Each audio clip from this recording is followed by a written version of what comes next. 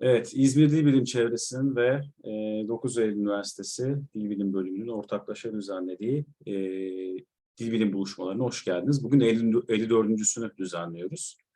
Konuğumuz Boğaziçi Üniversitesi'nden doktor öğretim üyesi Ümit Atlamaz. Konuşmasının başlığı da Symmetry and Reciprocity in Turkish. Konuşmasını İngilizce yapacak diye düşünüyorum. Hocamızla ilgili kısa bir bilgilendirme yapayım kendisine söz vermeden önce. 2009 yılında Yabancı Diller Eğitimi Fakültesinden lisansını, bölümünden lisansını, 2012 yılında Boğaziçi Üniversitesi Dilbilim Bölümünden yüksek lisansını, 2019 yılında da Agreement Case and Nominal Licensing başlıklı teziyle de Rutgers Üniversitesi'nden de doktorasını aldı hocamız. 2021 yılından beri de Boğaziçi Üniversitesi Dilbilim Bölümünde doktor öğretim üyesi olarak akademik çalışmalarını sürdürüyor. Çalışma alanları içerisinde uyum, durum, öze geçişlilik ve eksiltme yapıları ya da eşleştik gibi sözlüsümsel konular bulunuyor. Öncelikle kendisine çok teşekkür ediyoruz. Bizim davetimizi kabul ettiği için. Cuma akşamı özellikle bütün konuşmacılarımız için aynı şeyi söylüyorum ama Cuma bu saatte bizde buluştuğu için de özellikle teşekkür ediyoruz. Hem kendim adıma hem bölümüm adına. Buyurun hocam, söz sizde. Ben çok teşekkür ederim hem nazik davetiniz için hem de Cuma günü bu saatte beni dinlemek için geldiğiniz için. Asıl benim size teşekkür etmem lazım. Dediğiniz gibi konuşmam İngilizce olacak ama istediğiniz dilde soru sorabilirsiniz. İngilizce, Türkçe. Başlayabiliriz isterseniz.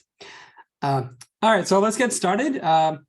This topic, I first started thinking about this topic when I was an undergraduate student, and it took me a long time to get back to the topic and actually see if we can analyze it.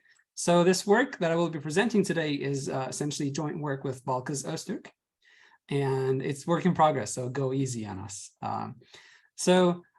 Let's first start with a definition of a reciprocal situation. A reciprocal situation essentially is one where two participants of an event are in a mutual relationship. This definition, I'm borrowing it from Haskell math. So essentially, if we think of A and B are two distinct individuals, when A is in an R relationship with B and B is in an R relationship with A, that's a reciprocal situation. A saw B and B saw A. And that's going to be our simple working definition of a reciprocal situation. Cool. So Turkish uses three distinct ways of expressing reciprocal meanings. And these are lexical, morphological, and pronominal. So we're going to take a look at what these are. All right, so let's take a look at lexical reciprocals first. It looks like in Turkish, there are a few inherently symmetric predicates that express reciprocal situations. Things like evlen, boşan, çık, ayrıl. These essentially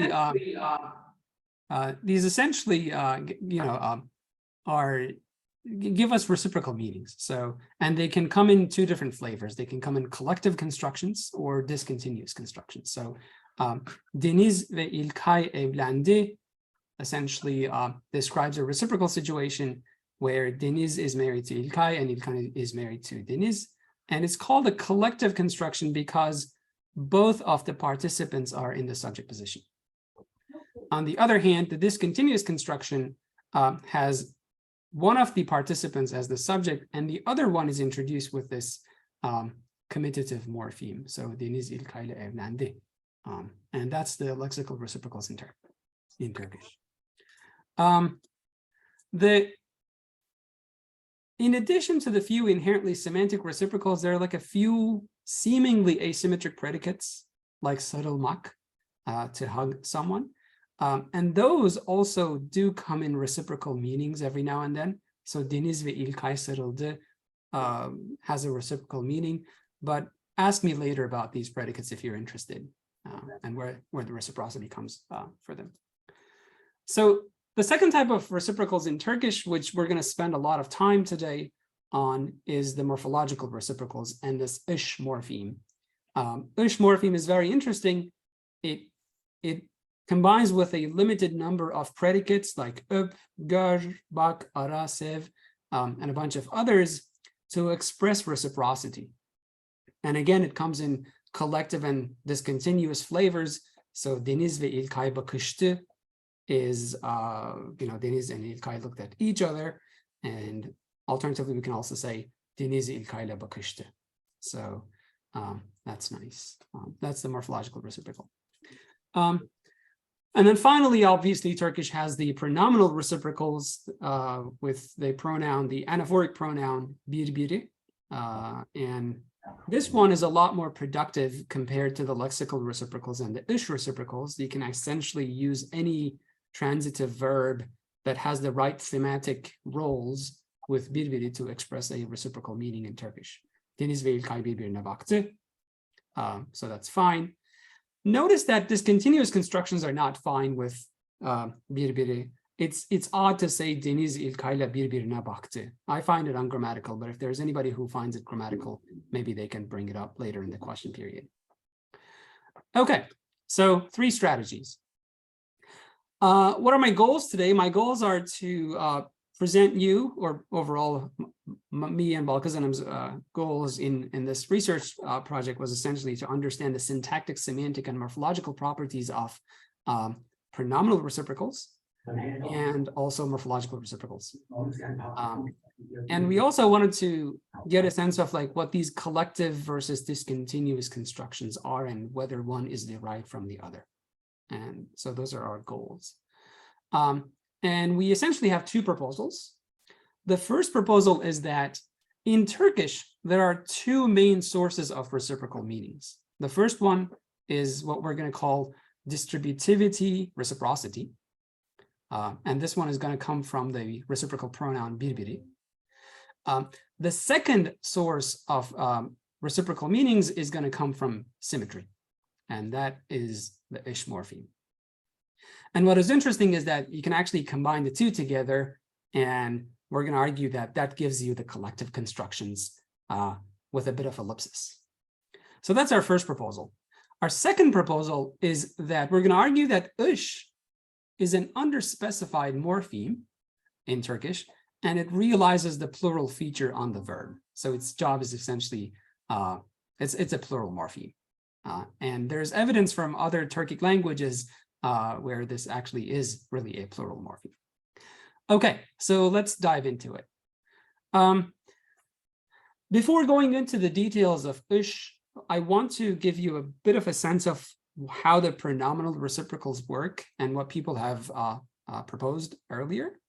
So we're going to take a look at Heim, Lasnik, and May's seminal work on reciprocity. So what they have done was that they have analyzed the meaning of reciprocal construction each other in English and have argued that the meaning of reciprocity actually is compositional, and it comes as a result of 4 distinct elements in a sentence. And these are going to be group denoting antecedent, essentially a plural subject, a distributor, a reciprocator, and a predicate. So we're going to see examples of those. Hopefully that's going to make it clearer. So let's take a look at this example. The kids saw each other. In this particular example, we have a reciprocal construction. The kids is the group denoting antecedent. It's a plural element. It's a plural subject. Saw is the predicate, and each other, that expression there, which is complex, is the distributor / reciprocator. And we're going to take a look at what that means in a minute. Okay, so in this approach, what they have proposed is that each other is actually a complex element, and it makes a lot of sense because it's 2 words, essentially. Each part actually is a distributor. What it does is that it takes the subject, it takes the members of the subject and distributes each and every one of them over to the predicate. So that's what it does. Reciprocator, on the other hand, the second part, other, has 2 contributions. One of them is that it's anaphoric. whenever you say other, you have to presuppose that there's something else. And so what other does is that it anaphorically links to the plural subject. Essentially, it copies the subject. It refers back to it like an anaphor. Besides being an anaphor, it also tells you that it has to be something else. That the meaning of other, essentially, and we're going to see what that means in a minute. So it does double duty. It's anaphoric. It essentially copies the subject, whatever the members of the subject are, and then it tells you that something else. We'll see what that means. Okay. So I'm going to skip this one. Let's dive into the actual example here. So assume that our sentence is Alex and Sam saw each other. So that's our surface form. Alex and Sam saw each other. Each is a quantifier. So Lasnik, Heim, and May argue that each is going to raise to your subject position at LF, and it's going to quantify over your subject. So it's going to distribute the members of your subject over your predicate. And so if we do that, if we essentially do that, assume that we have only two people, Alex and Sam. So when we say Alex and Sam saw each other, what the distributor is going to do is that it's going to take Alex and distribute it over the other set, the copied set, through the predicate. So it's going to return something like Alex see Alex, Alex see Sam. And it's going to do the same for the other one. Sam see Alex, Sam see Sam. That's what the distributor is going to do. And what that means is that if we just use the distributor, it's going to mean something like the following. Alex saw Alex, Alex saw Sam, Sam saw Alex, and Sam saw Sam. If we just use the distributor, that will be the meaning of Alex and Sam saw each other. But that's problematic because Alex and Sam saw each other does not mean Alex saw Alex. And it also does not mean Sam saw Sam. So we have to somehow figure out a way of getting rid of these red arrows. Okay. And that is what the other part does. Okay. What this says is that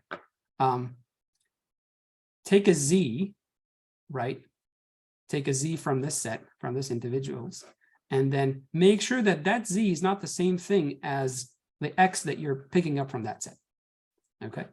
And so that's the job that other does. So it prevents Alex mapping onto Alex and Sam mapping onto Sam, and it gives you the right meaning for the reciprocal. When we say Alex and Sam saw each other, it means Alex saw Sam and Sam saw Alex.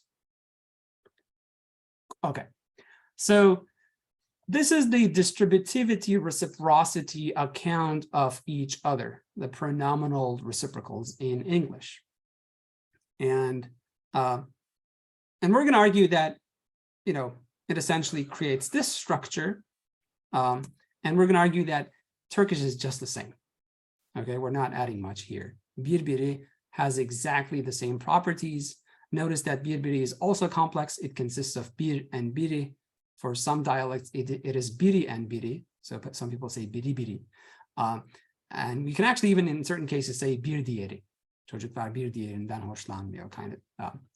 So then essentially what birbiri is going to do is that it's going to have a distributor and a reciprocator. The distributor is going to go and pick up the members of the subject and distribute each and every one of them over the predicate, and that's going to give us the meaning of the reciprocal pronouns in Turkish. So Deniz ve İlkay birbirine baktı semantically is going to mean for every X, for every individual that is in this set of Deniz and İlkay, there will be another individual from the same set, Deniz and İlkay, and that other individual is not going to be the same as the first individual, and X looks at Y. So that's the meaning. And that's the meaning of reciprocal pronouns in Turkish.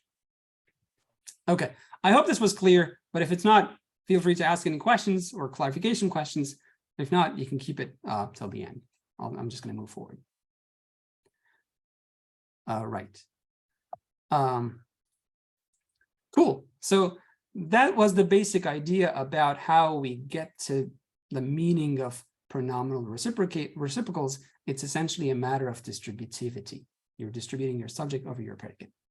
How about the morphological reciprocals in Turkish? And so for that, we're going to take a look at the morphosyntactic properties of ish reciprocals first. So people have analyzed ish as a reciprocal morpheme. And this was Göksel and Karslake. And Hitay Yükseker considered that to be a valence-reducing operation. The idea is that ish takes a transitive predicate and turns that into an intransitive one. And that's wrong. So that is not true, but we'll come to it.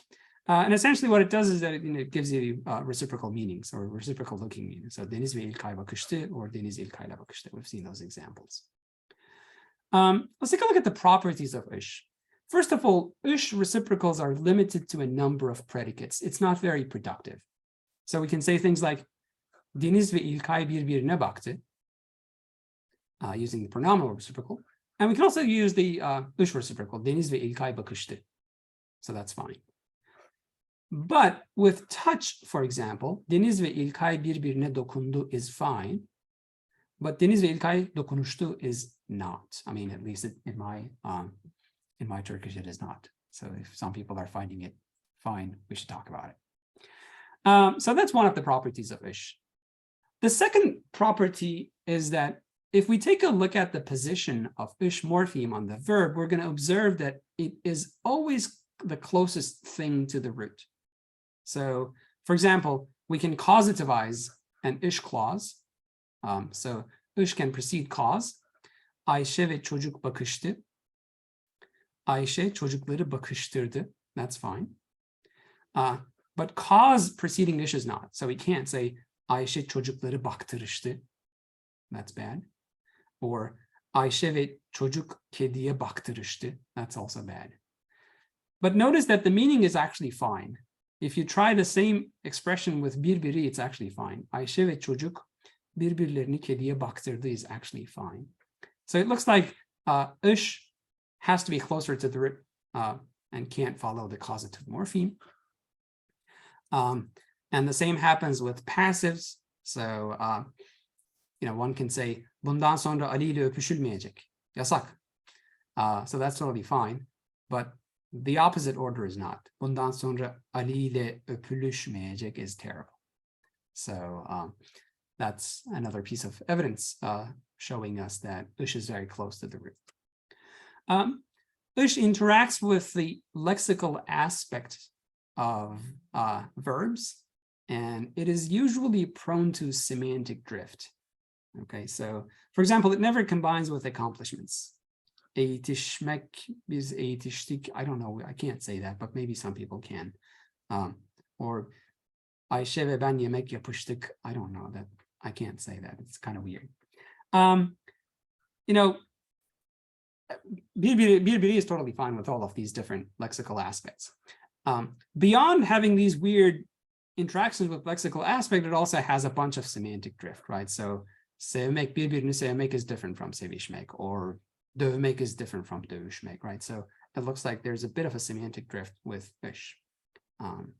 Okay, so what do these facts tell us? Well, we're going to take two concepts here. One of them is the mirror principle.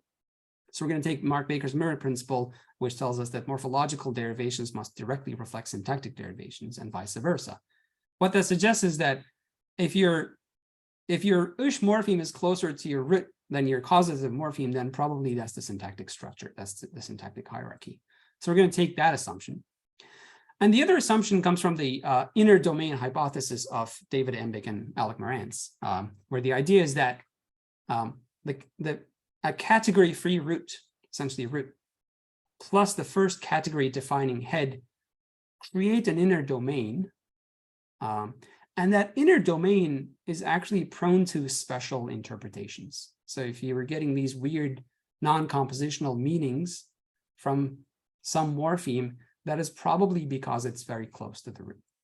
It's in the inner domain. So if we put all of these facts together, the fact that ish precedes all the morphemes after the root, it can lead to semantic drift. It interacts with lexical aspect and a bunch of others. We're going to have to assume that ish really attaches to the roots. And this is the syntactic structure of ish. The reciprocal version of ish attaches to the roots. That's our syntactic claim. Okay. How am I doing on time? All right, time check. So that was the syntactic structure of ish. Now we're going to take a look at this semantic properties of ish. But before that, I have to briefly give you a primer on this distinction between symmetry and reciprocity. They look to be very similar concepts, but in fact, they're not. So let's take a look at symmetry and reciprocity.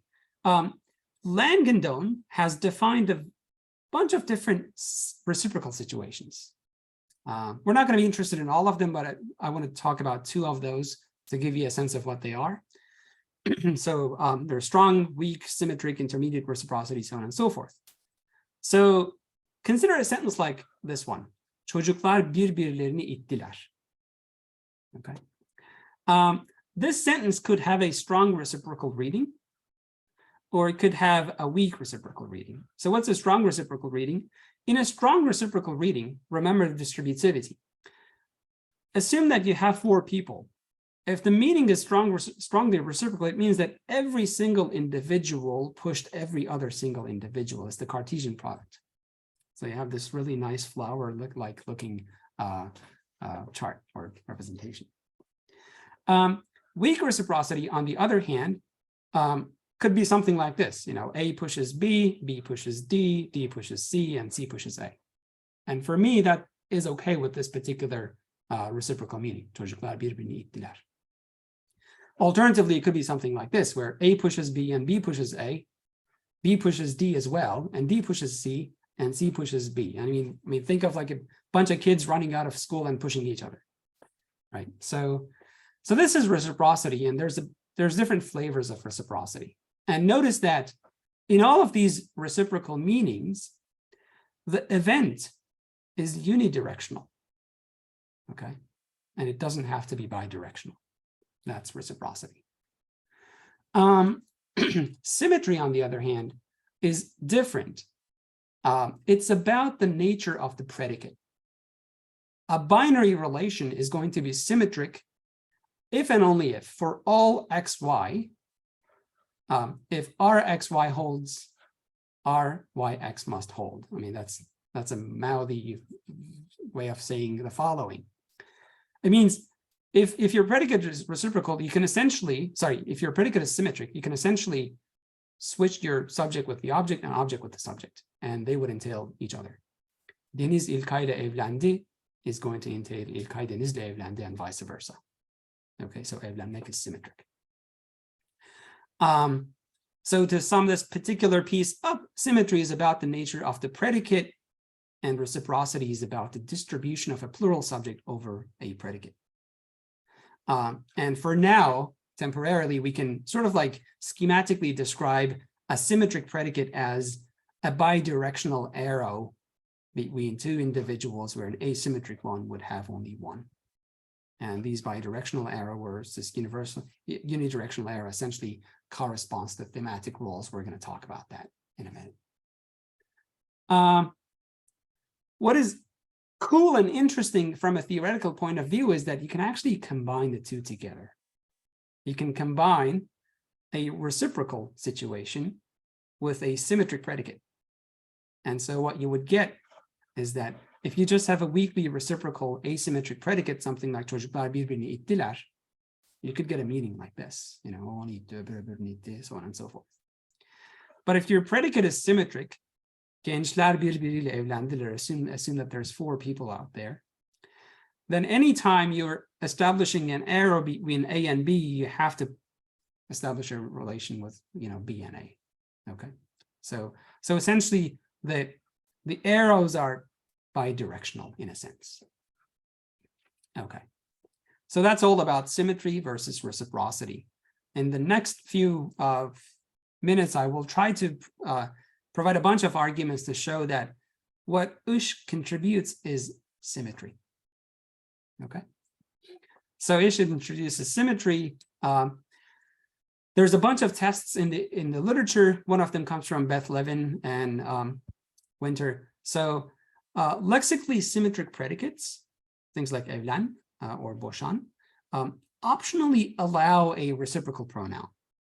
So Deniz ve İlkay evlendi is fine, but Deniz ve İlkay birbiriyle evlendi is also fine. A very nice example is this particular one. Deniz ve İlkay birbirinden boşandı, or Deniz ve İlkay boşandı. This is particularly interesting because if you can notice, those of you who are familiar with case theory, you're going to notice that birbirinden is getting ablative case. It's getting lexical case from the verb. What that indicates is that it's an argument. It's not just an adjunct, right? So, so that's a cool fact. Just like lexically symmetric predicates optionally allow reciprocal pronouns, so do ish reciprocals. So Deniz ve İlkay birbiriyle öpüştü, or Deniz ve İlkay öpüştü. So that's one piece of test for checking to see if öpüşmek is symmetric. Here's another one. Non-symmetric reciprocals lead to an ambiguity with count adverbials, but symmetric reciprocals don't. So here's an example. Alex and Sam saw each other 5 times. The sentence is ambiguous between 5 seeing events and 10 seeing events.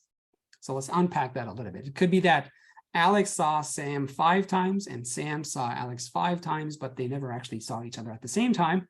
And that would give us the 10 seeing events. Alternatively, you know, they just see each other at the same time, and that's 5 times. So that's the ambiguity. With symmetric predicates, you don't get that ambiguity. Alex and Sam met 5 times means there's a total of 5 meeting events. It can't be that one met and the other one didn't, right? So if we extend this test to reciprocals with ish, we see exactly the same thing. Deniz ve İlkay birbirlerini 5 defa öptüler. And that is ambiguous between 5 and 10 events. But if it's with ish, Deniz ve İlkay 5 defa öpüştüler, is just 5 events. So it's another piece of evidence to support the symmetry approach. Siloni, Tal Siloni has this very interesting observation that non-symmetric reciprocals allow I and we readings. Symmetric reciprocals only allow we readings. We're going to see what that means in a minute.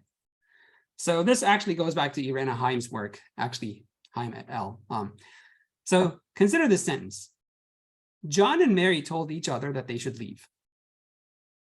This sentence is ambiguous. Actually, it's 3-way ambiguous, but I'm only quoting 2 of them.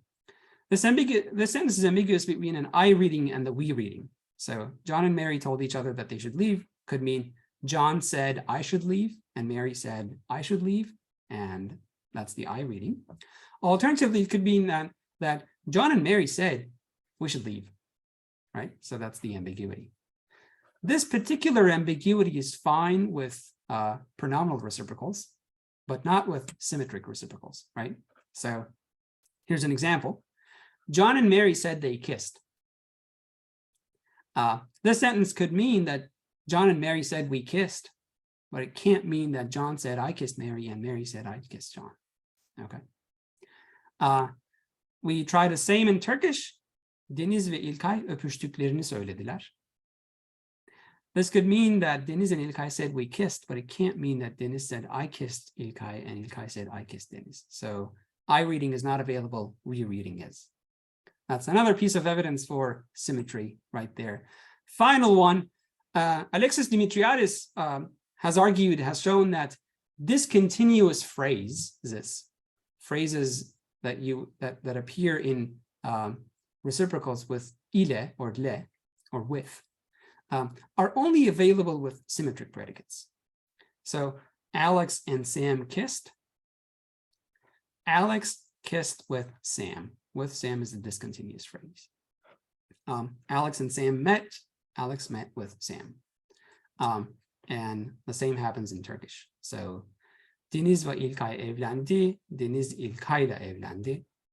Deniz ve İlkay öpüştü. Deniz İlkay'la öpüştü. This continuous phrase appears. But notice that when you have an asymmetric predicate, you actually can't say that. Deniz İlkay'la öptü. It can't mean a reciprocal. It could mean that, you know, they both kissed somebody, maybe implicitly, but it can't mean a reciprocal. And we also can't say Deniz İlkay'la birbirini öptü. So it looks like this continuous phrases only go with symmetric predicates. All right, bottom line here, Ish introduces symmetry. That is our proposal. So how do we encode symmetry then? How are we going to encode symmetry into our system? You know, earlier we proposed that Ish for reciprocal readings is a reciprocal head, a reciprocal verbalizer. Then we have shown that it's actually symmetric. So we have to encode that into the head somehow. And we are going to have a problem there. So in a symmetric relation, each argument is going to have the thematic roles for both the internal argument and the external argument. That's the weird thing about symmetry, right? So if we have an example like Deniz ve İlkay bakıştı, both Deniz and İlkay are going to be agents, and both Deniz and İlkay are going to be themes. And that is why we have used these binary arrows. But this is problematic due to thematic theory. You know, Bresnan and, you know, Parsons and Greg Carlson have all showed that a single event cannot involve two identical thematic roles. That seems to be almost like a fact based on what we know about thematic theory. So we can't use a single event. I was using these arrows as representations of events. We cannot use a single arrow to represent this meaning. That is our problem, right? And here comes the solution. The solution is that, the solution comes from Alexis Dimitriadis. The idea is that symmetric eventualities, not events, eventualities consist of two events that are of the same type with the same thematic roles, but the thematic roles are permuted across the individuals, across the participants. In other words, a symmetric event, or what we seem to think as a symmetric event, actually consists of two distinct events that are of the same type. And so instead of having a single arrow, we have double arrows here. But that's going to cause us some trouble. All right, here's a bit of semantic mumbo jumbo. I'll walk you through this. So essentially, the idea is that a predicate like buck, which is asymmetric, is just the relation between two individuals and an event. Okay, so X looks at Y at the event E, at a particular event. A predicate like bakış, a symmetric predicate, is going to be a little bit more complex in the sense that it's going to have two distinct events that are part of a larger eventuality. And in one of these events, X is going to look at Y, and in the other event, Y is going to look at X. So this is essentially a Linkian semi-lattice, a plurality, where instead of pluralizing individuals, we're pluralizing events, okay? And so then once you have this structure, essentially you can associate an agent theme with each and every one of the events. That's the idea. So the conclusion that we have here is that the reciprocal morpheme in Turkish consists of two interpretable features, and those are symmetric and plural. So we're going to introduce this little set of features here as the meaning or as the interpretable features of the V reciprocal head. Okay. So far, so good. How am I doing on time? So I think not too bad. All right. Now this is going to cause us some trouble. And here's a problem. So earlier we represented the symmetric predicates with double-ended arrows as single events. And this actually helped us a lot with counting events.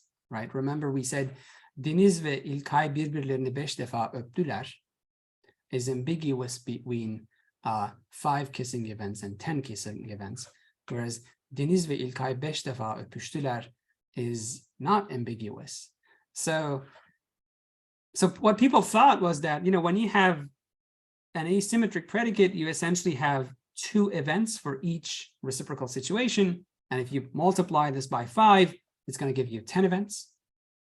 And if you don't count them as separate events, then I don't know how they do it. They actually don't tell you how they do it. That's the problem.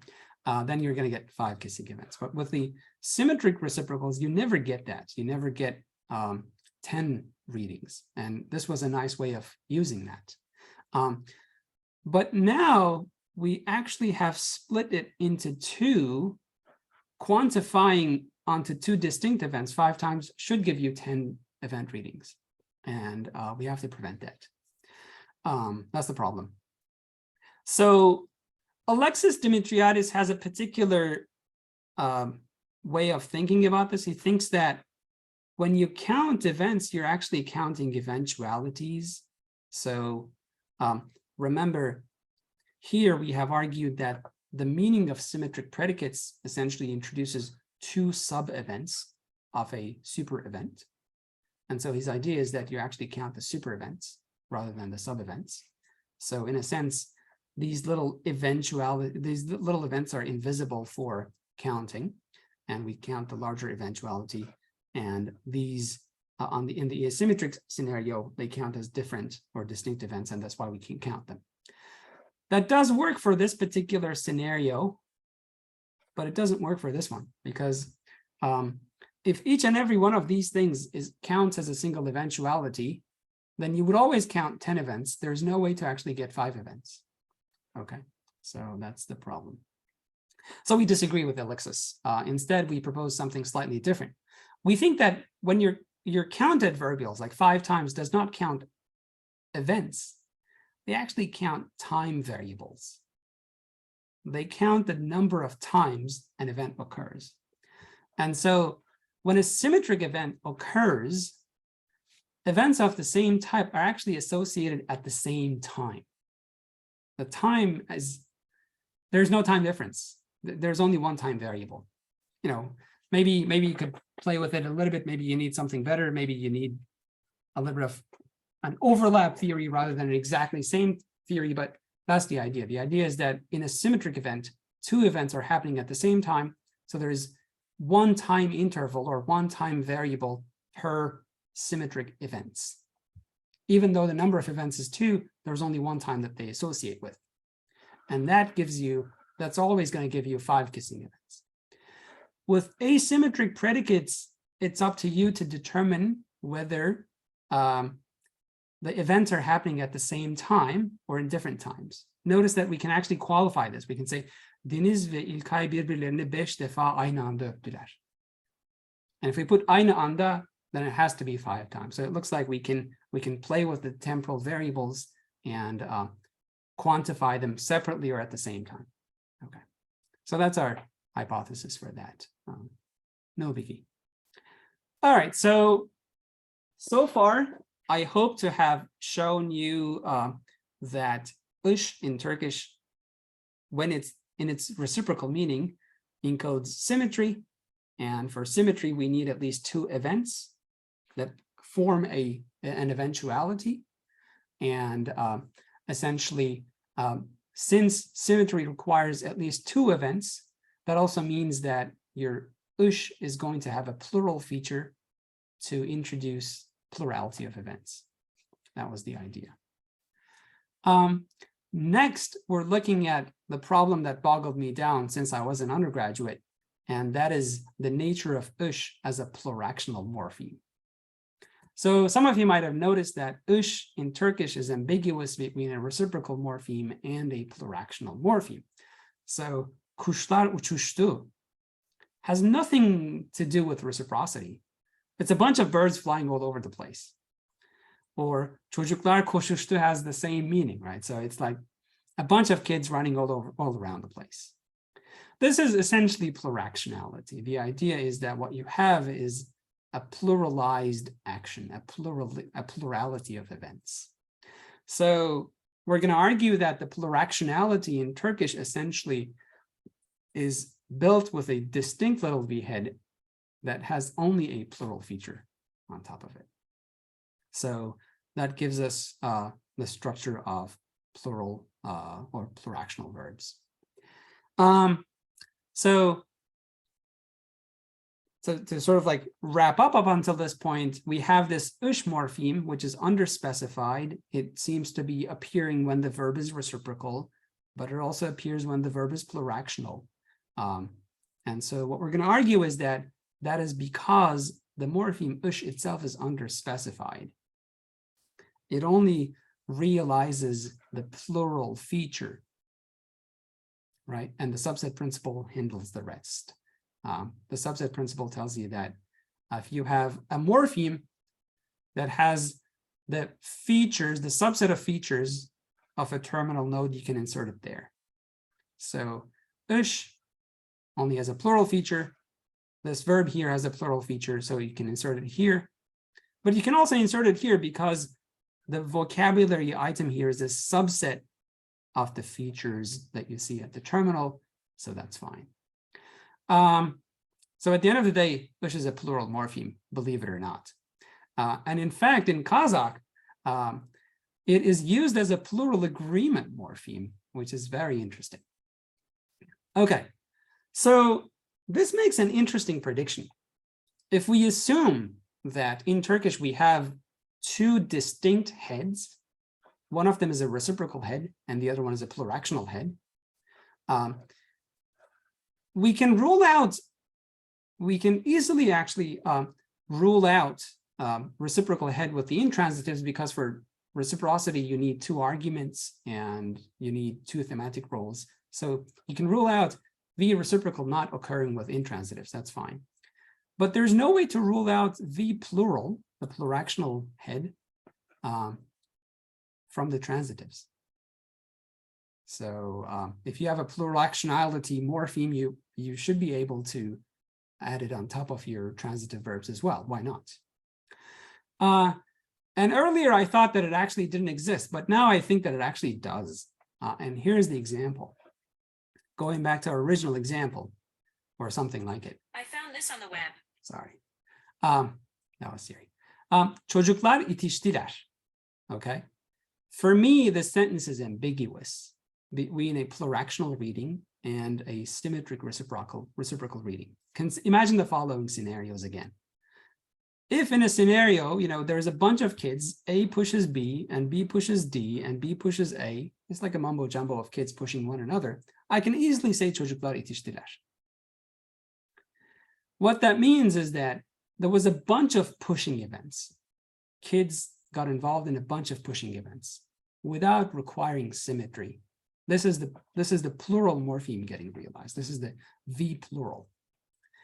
Alternatively, I could also interpret this as, every kid pushed every other kid or something like that. If a kid pushed X, X pushed Y. If A pushed B, then B pushed A. I also get that reading as well. And I think that is the realization of the V reciprocal head. So I think our hypothesis is supported by this particular reading, but we can talk more about that. So it's 46. I have about like 10 more slides. I'm going to leave it up to the audience to let me know whether I should stop here or continue. Should I continue? All right, thank you. So far what I've done was essentially talking about, first we talked about, let me see if I have it here. Yeah, well, okay. Yeah, let's take a look at, step back and think about the collective versus discontinuous constructions. We argued that, I've shown you that a collective construction is where you have a plural subject and an ush, deniz ve İlkay bakıştı. And a discontinuous construction is where one of the arguments is introduced with this little with, the commutative morpheme, deniz İlkay'la bakıştı. So this is actually quite common in many languages out there, and people have asked some major questions. The question was, hey, can we derive one from the other? And usually the major questions are, is the discontinuous phrase an argument? And where do the participants of a collective construction come from? So remember, with reciprocals, we argued that you have your subject and you have your object and you're distributing them across each other. But in a collective construction, it looks like there's only the subject and there's no object. So where do you get the other part? And so people have thought that what you're doing is that you're actually going into the subject and pulling each and every member from the subject. Okay, that's what people have proposed. And we think it's wrong. So here's our proposal. Our proposal is that discontinuous phrase is an argument. I'm not going to give you argumentation for that unless you ask for me. It's in the appendix. We can walk through that. Discontinuous phrase is an argument. Participants of reciprocals always have to come from two distinct sets. And what that means is that a reciprocal construction always has to be transitive. And what that means is that hitaye yüksek is wrong according to our theory, or based on our theory. And ush is actually not an valence reduction operation. Okay. We're going to argue that collective constructions are derived from discontinuous constructions plus ellipsis. Okay. And we're going to show you that reciprocal pronouns can actually be elided under certain circumstances. So let's go back to our original proposals. So earlier we have shown that I've shown you that there are two sources of reciprocals in Turkish. One of them is the distributivity or distributive reciprocator construction, which needs a plural subject, a distributor, something like each, a reciprocator, something like other, and a predicate. But we haven't said anything about the nature of the predicate here. Our second source of reciprocity in Turkish was symmetric predicates, the ish morpheme. Deniz İlkay'la öpüştü, right? Well, the nice thing is that you can actually combine the two together. So all you have to do is to, instead of using an asymmetric predicate, you can use a symmetric predicate. And what that gives you is exactly this sentence. Deniz ve İlkay birbiriyle öpüştü. And this is perfectly grammatical, at least for me. Okay. Now let's put that, on the side. It looks like birbiri, the reciprocal pronominal, can actually be elided when it's recoverable from the context. So assume the following context. Ali ve Ayşe birbirini gördü. Başka kim birbirini gördü? And the answer for some of us could be Deniz ve İlkay gördü. Okay, maybe I should repeat this. Ali ve Ayşe birbirini gördü. Başka kim birbirini gördü? Deniz ve İlkay gördü. That is perfectly fine for me and a bunch of others that I've talked to, but maybe you won't like it. So the point here is that birbiri can actually remain silent under certain circumstances, and that certain circumstances is the information recoverable. So birbiri can be elided when it's recoverable from context, and that context actually can also be symmetry. Remember, symmetry actually encodes some form of reciprocity. So you actually do not also need to put birbiri in there, right? So the idea is that when your verb is symmetric somehow, birbiri can be elided. That's why earlier the generalization we provided was symmetric predicates optionally allow birbiri. We're reversing that observation. We're saying that symmetric predicates optionally allow the ellipsis of birbiri. You can elide it when your predicate is symmetric because it already tells you that you have a reciprocal construction. And so if you do that, right, if you just elide your pronoun, then what you end up with is a collective construction. Deniz ve İlkay birbiriyle öpüştü. Symmetric predicate is going to license the deletion of birbiriyle, and so you're going to end up with a collective construction. Deniz ve İlkay öpüştü. That is our proposal here. Let me conclude here. So what have I proposed? I've proposed that there are two main sources of reciprocal meanings in Turkish. One of them is distributivity, reciprocity. That comes from birbiri. The other one is symmetry. Symmetry could be lexical, as in verbs like evlen, boşan, so on and so forth, or it could actually be constructed in the syntax by the reciprocal head, which consists of symmetry and plurality. That was our first proposal. Our second proposal is that ış in Turkish is an underspecified vocabulary item that realizes the plural feature on verbs, and that's why it appears with both reciprocals and also pluractionals. And that's it. Thank you very much.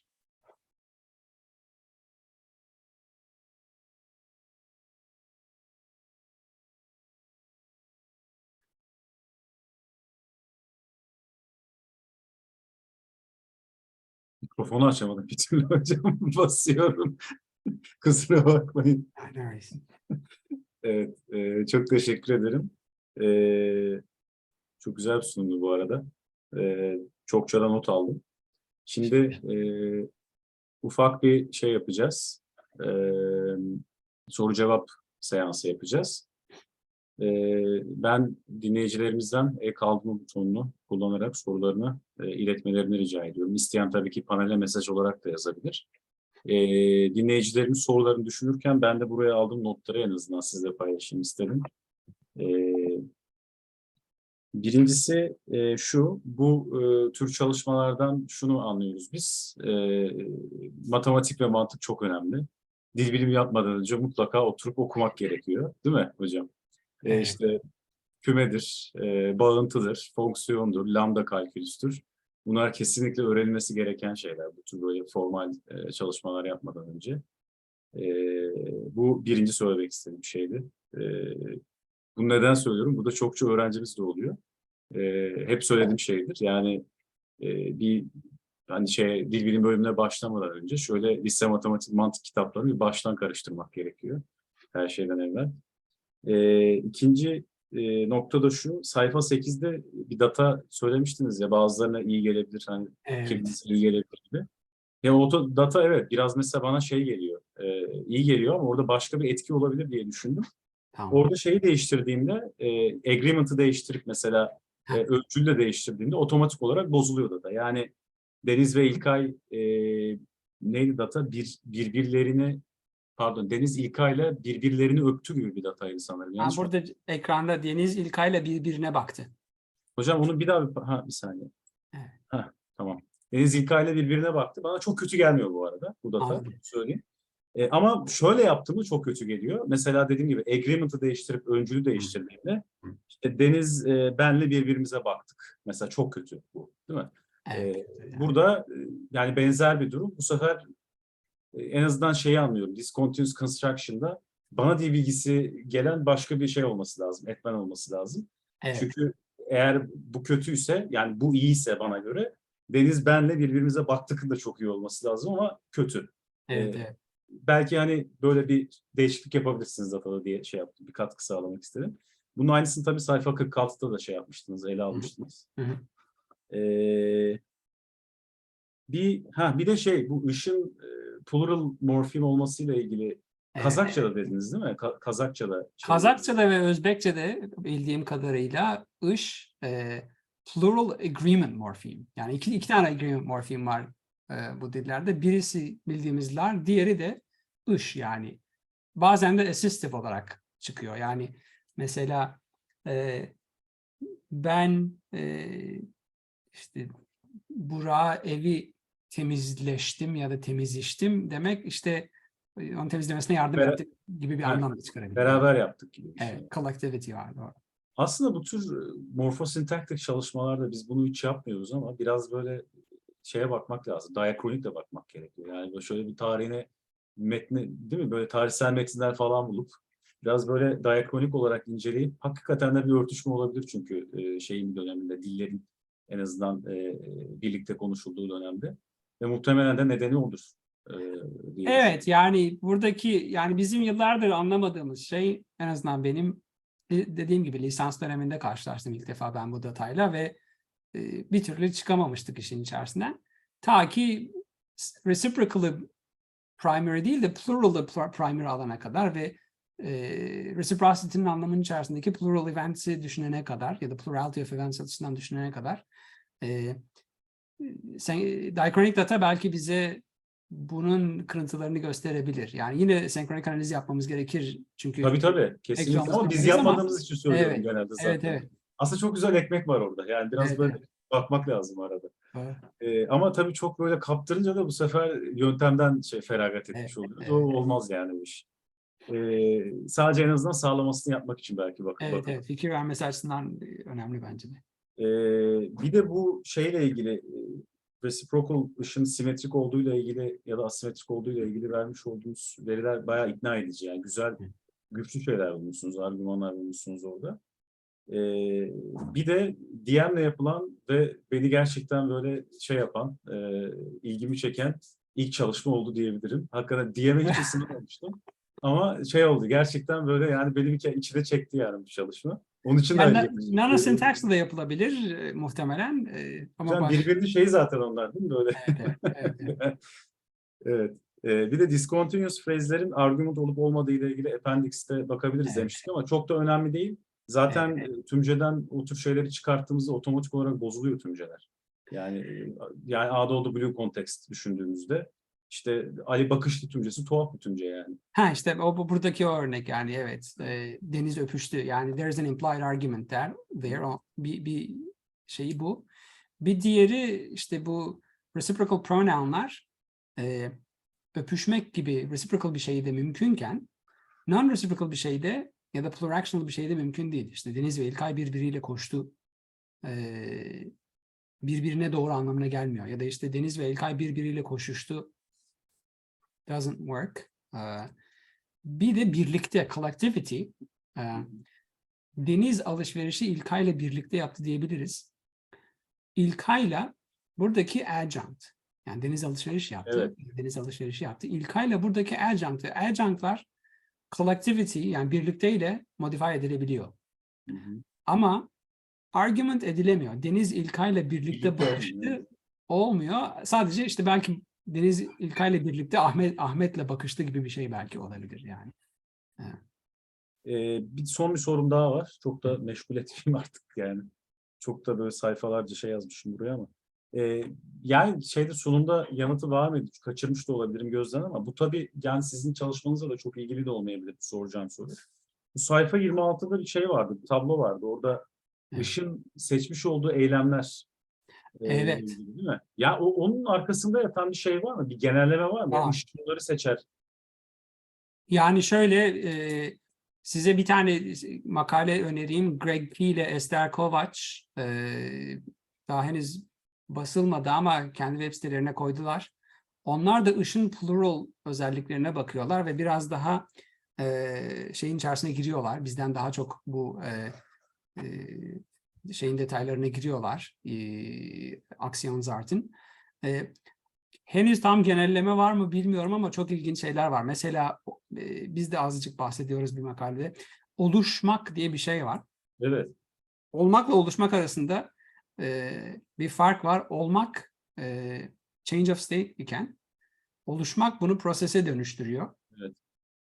Evet.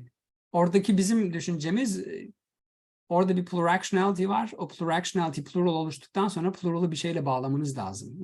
Ya distribute edip subject'e bağlamanız lazım. Ya bir time'a bağlamanız lazım. Ya bir space'e bağlamanız lazım. Orada bayağı bir yani gözlenecek şey var. Biz tam bir genelleme çıkaramadık ama work in progress dediğim gibi burada bayağı bir şey var. Bu tabii yani eylemlerin yani kendi içerisindeki özellikleri sınıflayıp onlara falan çok uzun bir işe benziyor yani biraz da böyle. Evet. Değil mi? Ama tabii Işın belirli eylemleri seçmemesi de bu da oldukça tuhaf bir şey. Evet doğru. Yani DM account'ı selection ama tabii ki bu hand wavy bir cevap. İyi bir cevap değil. Daha net bir cevap olursa bilmiyorum tabii. Kısmen de productive bu arada iş. Yani mesela mesajlaşmak var, DM'leşmek var. DM daha 3 gün önce çıktı. Yani işte ne bileyim tweetleşmek var. Ama işte dokunuşmak yok. Niye yok bilmiyorum. Temizleşmek yok mesela buraya not aldım. Evet. Tuhaf tuhaf eylemlerle olmuyor. Evet. Bizim makalede keseleşmek örneğimiz vardı. Temizleşmek yoktu. Güzelmiş. Evet. Teşekkür ediyorum. Ben çok da meşgul etmiyorum artık şeyi. Belki seyircilerden de soru olabilir. Ben mi seçiyorum yoksa siz mi seçiyorsunuz? Sanırım Cem Hoca bir soru soracak. Evet, evet. Mikrofonu da açtığına göre. Ee, Ben sorayım mı? Tabii Buyurun tabii Cem hocam, Hocam. buyurun. Tamam. Ümit Hocam merhabalar. Çok teşekkür ederim konuşma için. Ben de ıştan devam edeyim. Yani iki tane ış boyutundan bahsettiğiniz reciprocal ve pluraction. Evet. Bunlar ikisi de geçişliliği gerektiriyor mu? Hayır. Reciprocal olan gerektiriyor. Pluraction olan gerektirmiyor ama onunla uyumlu.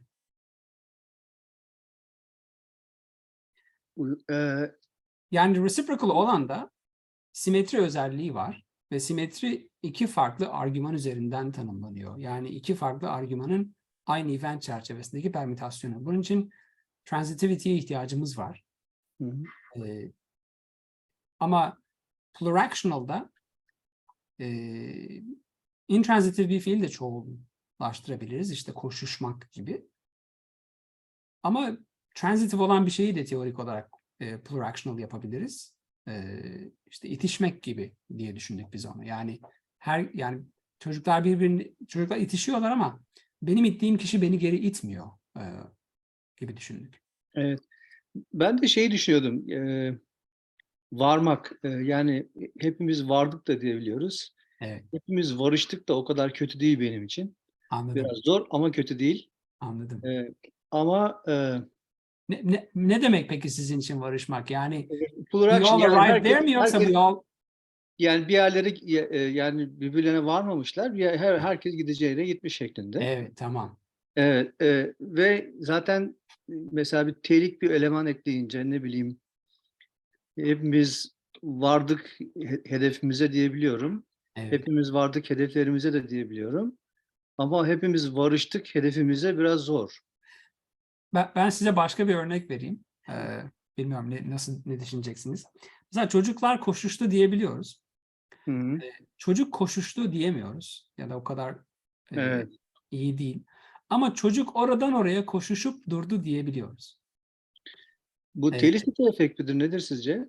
Bu benim görüşüm oradan oraya demek birden fazla place associate ediyor. Yani o oluşturduğumuz plural event'i bir şekilde ya bir plural individual'a ya bir plural location'a ya bir plural time'a bağlamamız gerekiyor. Oradan oraya dediğimiz zaman o plural event'e her birine bir tane place veriyor.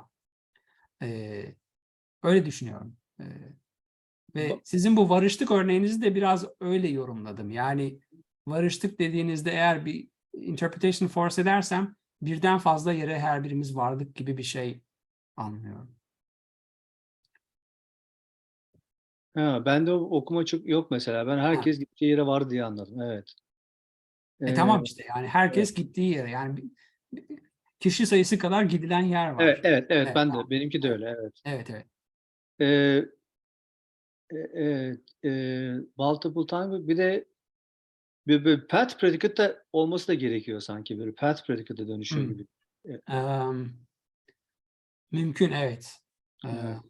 Doğru evet. Yani o kadar incelemedik. Aslında şöyle oldu. Hikayesini de anlatayım ben size. Biz invited bir yere bir makale yazmayı düşünüyorduk. Aklımızda bu vardı. Bunu yazmaya başladık. Sonra aynı issue'ya yazan işte Greg Key ile Esther Kovacs da dediler ki biz de bunu yazıyoruz. Dedik biz reciprocal kısmıyla ilgileniyoruz. Onlar da plural kısmıyla ilgileniyorlarmış. Böyle bir şey oldu. İş bölümü olmuş oldu. Biz oraya çok girmedik. Onlar öbür tarafa çok girmedi. Sonuçta bu da oldu. Ama o tarafta da bir sürü öğrenilecek, açığa çıkarılacak şey var tabii ki. Evet.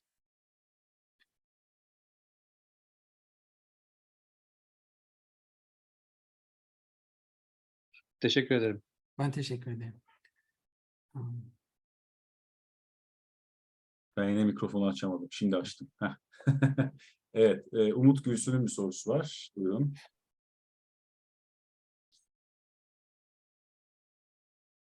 Merhabalar. Merhaba. Şöyle bir sorum var. Ben bir ara bu işle alakalı biraz kafa yormuştum da şu lower hand yapalım mı? Pardon. Ya bir taraftan bazı durumlarda refleksif marker olduğunu da düşünüyorum. Mesela 2 tane örnek vereceğim. Heh. Buruşmak, vurmaktan buruşmak ve Evet, karışmak, karmaktan karışmak. evet. Bunlar hani sizin anlattığınız bağlamda nereye oturuyor diye sormak istedim. Evet, onları da düşündük. Ben onların refleksif olabilir ama refleksif independent bir yerden geliyor diye düşünüyorum. Orada olan şey birden fazla burma eylemi var buruşmakta. Yani buruşan kağıt böyle birkaç yerden kırılıyor. Karışmakta birden fazla şey birbirine geçiyor gibi düşünüyorum. Yani hep plurality var onların altında. Belki bizim reciprocal symmetry diye verdiğimiz head bir de plural diye verdiğimiz head de belki yanlış olabilir. Her şeyin altında sarf plurality olabilir ama henüz o kadar compositional bir analizini yapmadık. Benim düşüncem o yönde. Bilmiyorum ne düşünürsün. Yo, mantıklı yani birden fazla vurma, birden fazla karma. Evet. Ama tabii şey tarafı da var yani hani vuruyor ama hani kendi içine dönen bir şekilde. Evet, doğru. Yani vuruyor. internally caused olduğu doğru ama yani burkulmak, gerçi orada yok. Burulmak mesela ne var mı öyle bir şey sende? Burulmak, bu buruldu ya da burdu gibi bir şey var mı? Burun anlamını bilmediğimiz için tam Ya olarak buruşmanın internally causation'ın nereden geldiğini bir şey söyleyemiyorum yani ben. ya vurmak bende şeyi canlandırıyor. Bir şey şöyle Ha, vurmak gibi falan. anladım. Vurulmak da vardır muhtemelen şimdi tam. Anladım. Yani oradaki temel soru benim için şu. Burmak, evet doğru haklısın. Burmak causative olarak kullanılabiliyor. Ama root'un kendisinde causation anlamı var mı? Yoksa causative yukarıdan daha sonradan ekleniyor mu syntactic structure'da? Onu bilmiyorum.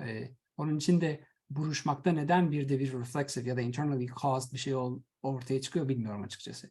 Ama ış çıkmasının sebebi bence dediğim gibi birden fazla kırılmanın olması. Teşekkür ederim. Esra'nın bir sorusu var galiba. Evet hocam, teşekkür ederiz. Ümit hocam çok keyifli bir sunumdu. Ben Böyle teşekkür ederim. soru işaretleriyle dolu bir sunumdu yani çok güzeldi. Daha dün dil ve mantık dersinden çıkmış birisi olarak böyle çok keyifliydi.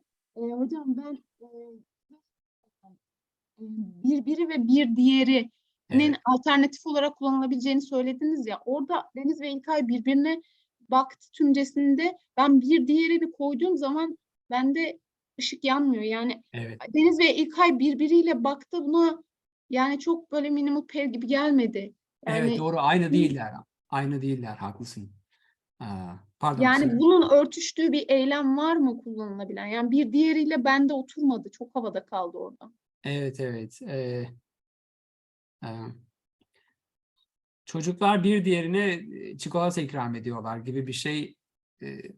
Her gün söylemesem de söylerlerse üzülmem. Yani yani orada demek istediğim şey şuydu. Birbiriyle bir diğeri aynı değil. Tamamen aynı değil. Değil mi? Evet, Nasıl? bana öyle sezdirmiyor yani bende. Hayır aynı değil yani.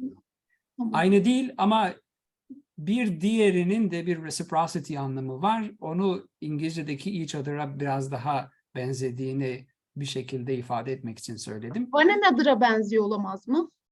Olabilir yani. Hani tam olarak özellikleri aynı değil, distribution'ları aynı değil, farklı özellikleri var ama ikisi de reciprocity üretebiliyor. Ve oradaki ifade etmeye çalıştığım tek şey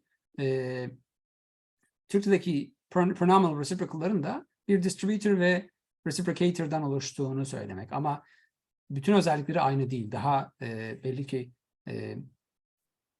derinlemesine incelememiz gereken farklılıkları var. Ve tabii bence asıl ilginç olan şeylerden birisi bir diğerini değil de birbirini kullanıyor olmamız. Yani hadi baştaki bir diyelim ki distributor, ikincisi neden bir? Yani orada bir partitive structure var ve partitive structure neden distinctness getiriyor onu bilmiyorum açıkçası. Yani bilmiyorum. Ayrı çalışılması gerekiyor. Evet, Teşekkür evet, ederim. evet. Yani bir tez konusu arayan varsa bir zahmet. Çok versin. Teşekkür Hocam ederim. çok, bizde şey çok yani. Müşteri çok. Biz şey yaparız yani. Buluruz her türlü. Baktırırız. Buyurun hocam. Cem Hoca'nın sorusu var yine galiba. Hocam konuşmanın başında sarılmak ve asimetrisi Evet. üzerine Evet, evet. belki sonra döneriz demiştiniz. Ben de şu anda Evet. internetten baktım.